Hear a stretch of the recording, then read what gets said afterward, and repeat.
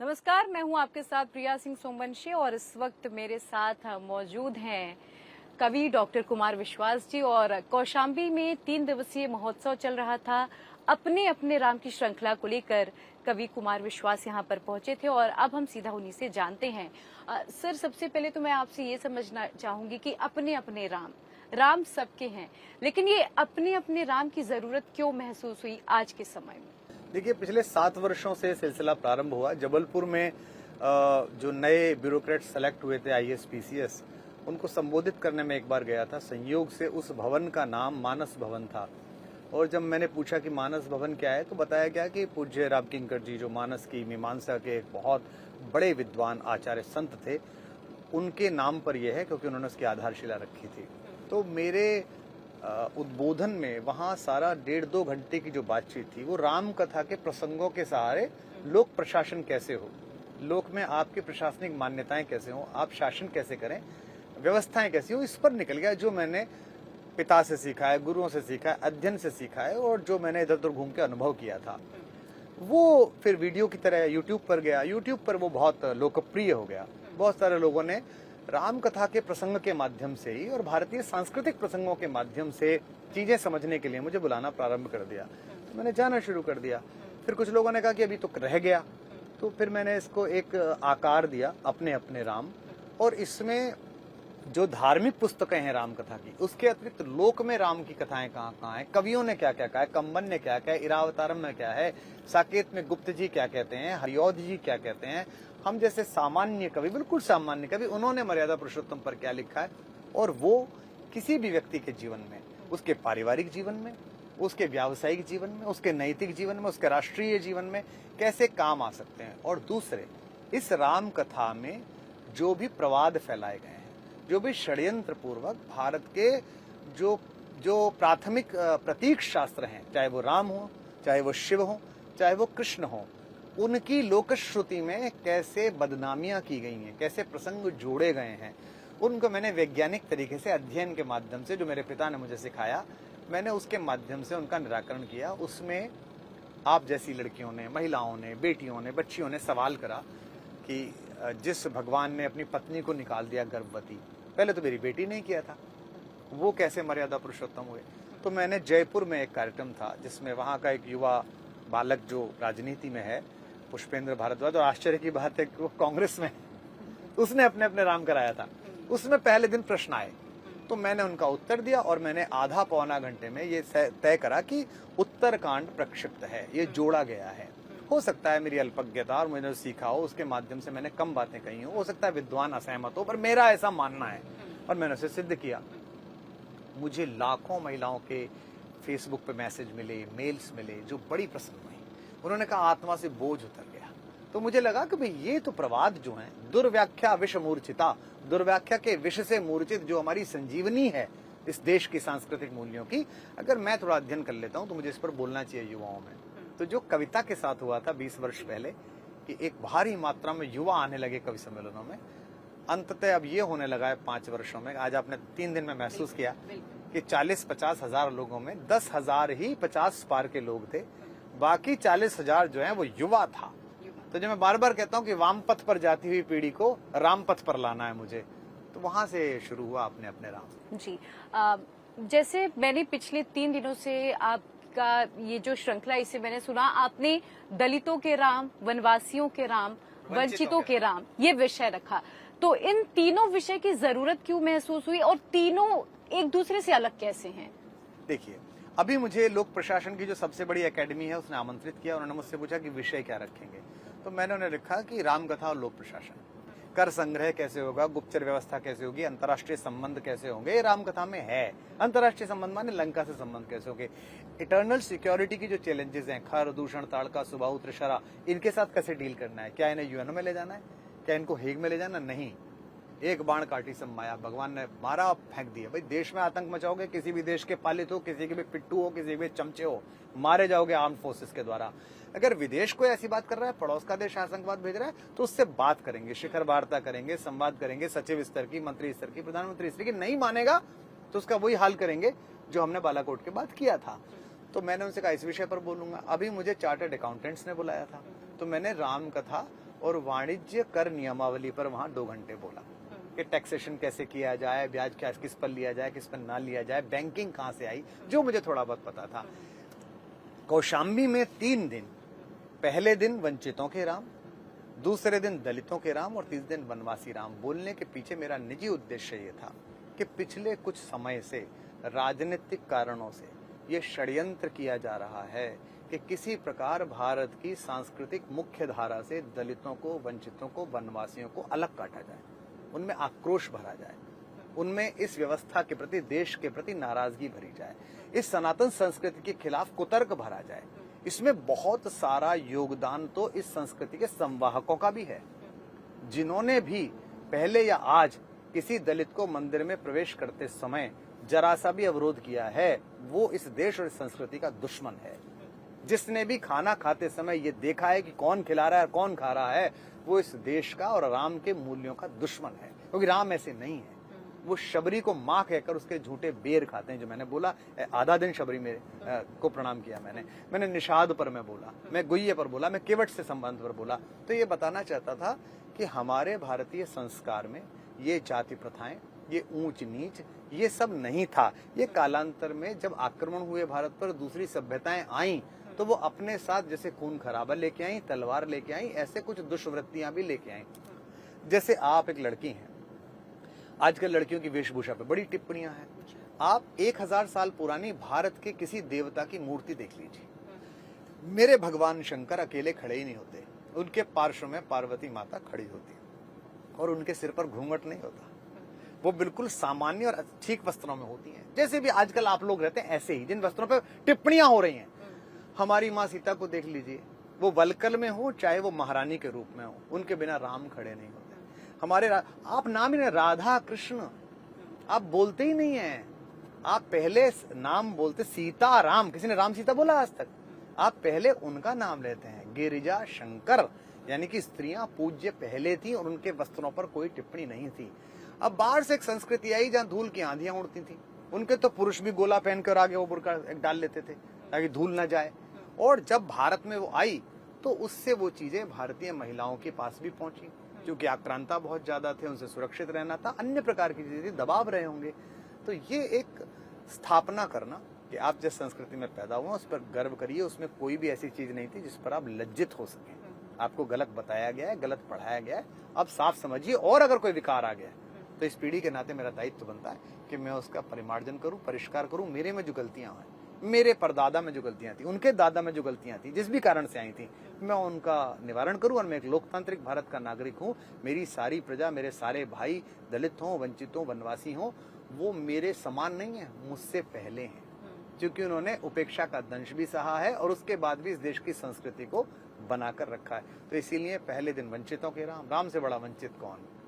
घर छुटा उससे वंचित हुए, पत्नी के प्रेम से वंचित हुए, उन्हें तो लड़ने के मैदान तक से वंचित कर दिया गया।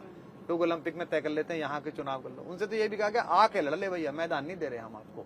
ऐसा योद्धा कौन होगा? इसीलिए वंचितों को समझते हैं। इसलिए बाली और सुग्रीव में चुनने का समय आता है तो वंचित सुग्रीव को चुनते हैं, राजा बाली को छोड़ देते हैं। पहले दिन वंचितों के राम, दूसरे दिन दलितों के राम और तीसरे दिन वनवासी राम, वन्य सभ्यता का आदर। पहली बार राम ने बताया कि जंगल केवल भालू, रीछों और व्याघ्रों का नहीं है, जंगल प्रकृति पुत्रों का है। वानर अर्थात विशेष नर, नरों में भी विशेष प्रजाति, इसलिए मैंने 3 दिन चुना। अच्छा, जैसे आपने बात किया वंचितों के राम, दलितों के राम, वनवासियों के राम, तो कई लोग इसे पॉलिटिकल राम कथा से जोड़कर देखने लगते हैं, तो ऐसे लोग में तो मैं इसलिए बुरा नहीं मानता। मैंने आपको भी कहा कि मैं जो दूसरी वैचारिकी के मित्र हैं, मैं उनके यहाँ भी राम पर बोल के, मैंने पहले ही बताया कि अपने अपने राम के पहले ही सत्र जो है वो एक युवा कांग्रेस कार्यकर्ता ने करा है। मैं ऐसी जगह भी बोल के आया हूँ जहाँ उनकी राज्य व्यवस्था है, और ऐसी जगह भी बोल रहा हूँ, गुजरात में भी बोल रहा हूँ, यहाँ भी बोल रहा हूँ, मध्य प्रदेश में उज्जैन में मैंने 3 दिन अभी अपने अपने राम किया। तो मुझे कभी कभी कोई कहता है कि ये इस कारण तो नहीं हो रहा है, तो मैं कहता हूँ भैया मैं इसका बुरा इसलिए नहीं मानता कि जिस देश के बुद्धिजीवियों ने राम को नहीं छोड़ा, वो राम के नाम लेने वाले को क्यों छोड़ेंगे? ये महान देश है, इसमें राम पैदा हुए या नहीं हुए इस पर भी मुकदमा चलता रहा। और आखिरी चरण में जब मुकदमा था सुप्रीम कोर्ट में, तो उन्हीं दिनों रामनवमी पड़ गई, तो उसमें कोर्ट बंद हो गया, सुप्रीम कोर्ट। तो हमने जज साहब से कहा कि भैया मिलॉर्ड, अगर नहीं हुए थे तो ये छुट्टी क्यों कर रहे हो? और छुट्टी किए तो हुए ही होंगे, आस्था का प्रश्न है, अंत में निर्णय हुआ। तो इसलिए इसको राजनीतिक रूप से जोड़ना मुझे समीचीन नहीं लगता। और मैं राजनीतिक रूप से, आप देखते हैं कि मैं तटस्थ व्यक्ति हूँ, इनको भी बोलता हूँ बुरा करते हैं तो उनको भी बोलता हूँ बुरा करते हैं। और ये मैं इसके लिए आभार व्यक्त करता हूँ सारी पॉलिटिकल पार्टी और उनके समर्थकों का कि वो मेरी बात का बुरा नहीं मानते। मैंने जो दल बनाया उसके भी नेता वेता बुरा मान जाए, उसके समर्थक और प्रशंसक और पुराने सारे कार्यकर्ता कहते हैं भैया, कुमार भैया कह तो ठीक ही रहे। देखिए, अब आप विदेशों में भी इस श्रृंखला को आगे बढ़ा रहे हैं, रामचरितमानस का पाठ करेंगे, मर्यादा पुरुषोत्तम भगवान श्री राम के बारे में बताएंगे, लेकिन देश के भीतर ही बहुत ज्यादा राम के अस्तित्व को लेकर सवाल उठ रहे हैं। कई लोग ये कह देते हैं राम काल्पनिक हैं, राम की चौपाइयों पर सवाल होते हैं, हम हे राम वाले हैं, जय श्री राम वाले नहीं। तो इस तरह की तमाम बातें होती हैं। देखिए, राजनीति सदा ही समाज और धर्म से आए हुए विषयों से प्रेरित होती है और उनका लाभ उठाती है, उनका नुकसान भी उठाती है। जिन्होंने राम के अस्तित्व पर प्रश्न चिन्ह लगाया था, बहुत सारे लोगों के तो खुद के अस्तित्व पर इन दोनों प्रश्न चिन्ह है। मुझे लगता है कि अब उन्हें ठीक ठीक पता चल पाया होगा कि राष्ट्रीय अवधारणाओं, राष्ट्रीय भावनाओं और राष्ट्रीय मान्यताओं का क्या सम्मान करना चाहिए। और कई प्रश्न जो हैं वो वैज्ञानिकता की इन बातों से परे होते हैं। अब तो वैज्ञानिक रूप से भी ये सिद्ध हो चुका है कि द्वापर कब हुआ, त्रेता कब हुआ।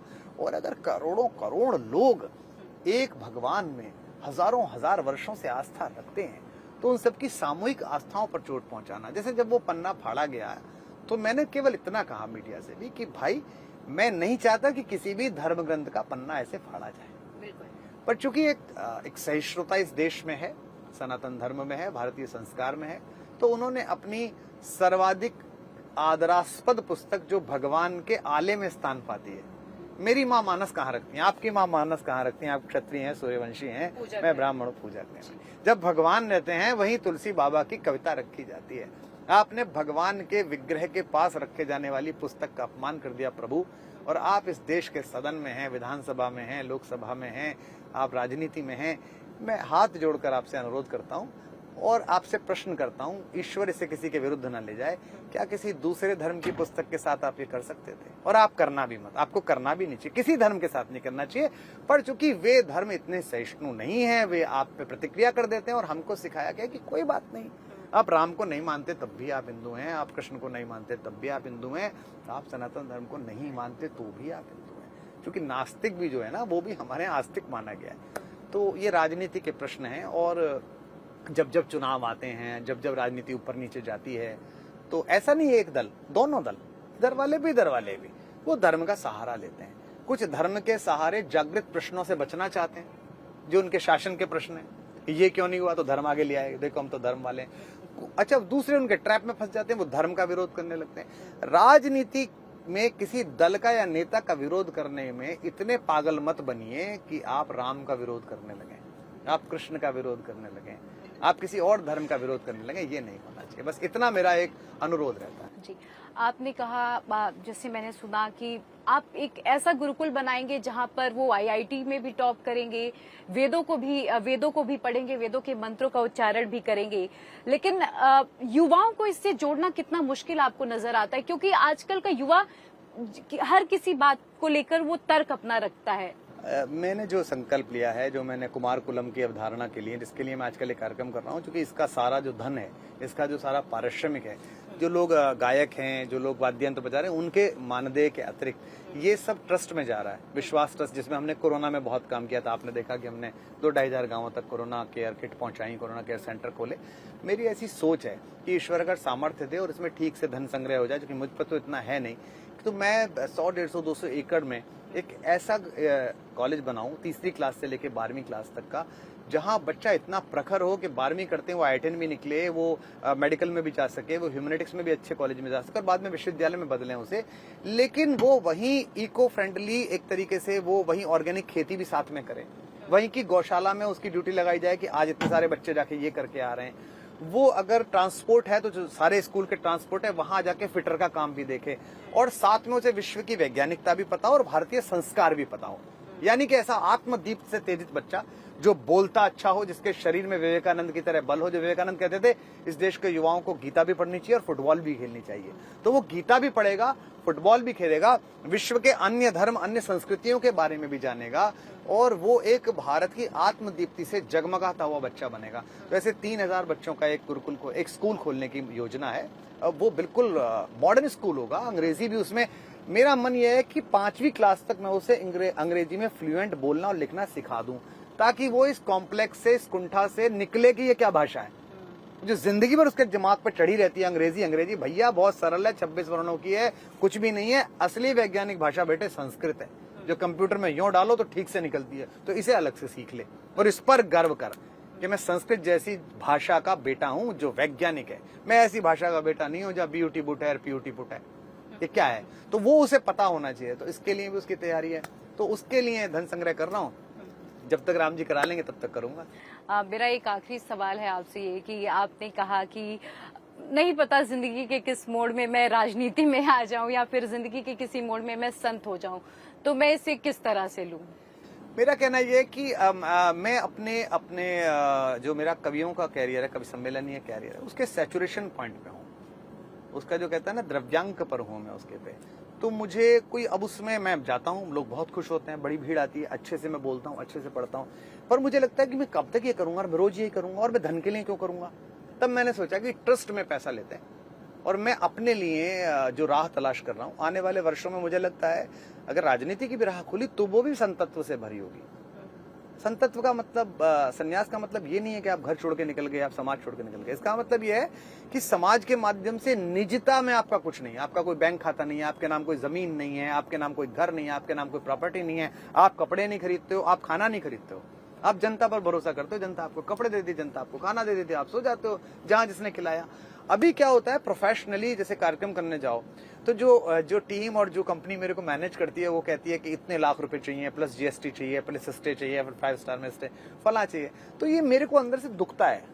मेरे को लगता है कि अगर वो छोटी जगह है, जैसे मैं आपको एक जगह का नाम सुनाता हूँ, मध्य प्रदेश में एक बड़ा मनहर और प्यारा जगह है, बहुत सुंदर, बुंदेलखंड में बहुत जाता रहा हूँ, छतरपुर। मैं वहाँ बहुत जाता था मेला जल विहार के प्रोग्राम में, मऊरानी में, छतरपुर में, पन्ना में, नौगांव में, चरखारी में। अब वो जगह जो हैं वो मुझे प्रेम करती हैं, मैं उन्हें प्रेम करता हूँ। कवि सम्मेलन के शुरुआती दौर में 30 साल पहले बहुत जाता था। अब वो मेरे मानदेय देने के लिए सक्षम नहीं है, उनको लगता है इतना पैसा कैसे दें, कितने सारे पैसे इसकी टीम मांगती है। तो मुझे उस पैसे की क्यों प्रतीक्षा करनी चाहिए। मेरा मन होना चाहिए कि कोई दे ना दे, मैं वहां तक पहुंच जाऊं, मुझे कोई पहुंचा दे और मैं कविता पढ़ूं। तो उस तक पहुंचने की यात्रा है। अब वो जितनी जल्दी छूटेगी मुझे पता नहीं है कितनी जल्दी छूटेगी, जितनी जल्दी छूट जाएगी उतना अच्छा है। प्रतीक्षा कर रहा हूँ। अभी कुछ उत्तरदायित्व है गृहस्थ के, परिवार के, उनको छोड़कर भागना भी पलायन है। तो पहले वो जो सांसारिक चुनौतियां और सांसारिक कर्तव्य हैं उनको यथाशीघ्र पूरा कर लूं, फिर इसी पथ पे निकलूंगा। बहुत शुक्रिया सर, आपने अपना समय दिया और तमाम विषयों पर खुलकर अपनी राय रखी। आप लोगों का भी बहुत आभार व्यक्त करता हूं और इंडिया टीवी के सभी दर्शकों को बहुत बहुत प्रणाम, और आशा करता हूं कि आप सब इसी भांति स्नेह बनाए रखेंगे, इसी भांति कृपा रखेंगे, और राघवेंद्र राम ने मेरे माध्यम से जो संकल्प आप तक पहुंचाया है आप उसके सहभागी बनेंगे। जय सिया राम।